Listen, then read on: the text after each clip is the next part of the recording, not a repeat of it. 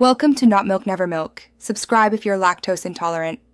In this video, I will explain how to replace a headlight bulb on a Nissan Sentra. First, gather your tools.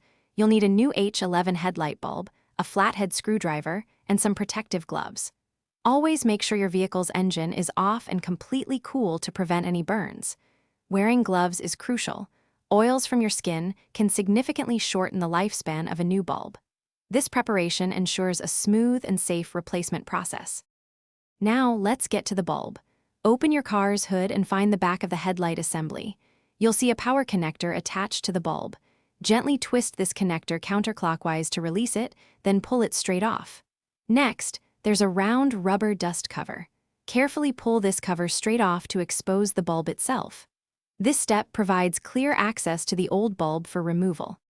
With the dust cover off, you'll see the old bulb. Depending on your specific model, it might be held by a retaining wire clip or simply twist out. If it's a clip, press down and unhook it. If it twists, turn it counterclockwise. Gently pull the old bulb straight out. Now, take your new bulb, holding it by the base, and carefully insert it into the housing.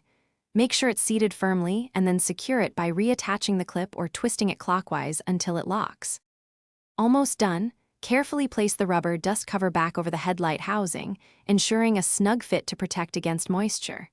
Then, reconnect the power connector by pushing it on and twisting it clockwise until it clicks into place. Before closing the hood, turn on your headlights to confirm the new bulb is working correctly. If it doesn't light up, double-check all connections. Also, for more great tips and deals, check the description below, including a link to a book that can truly change how you think about money. Thanks for watching. If this was helpful, leave a like and consider subscribing. See you next time.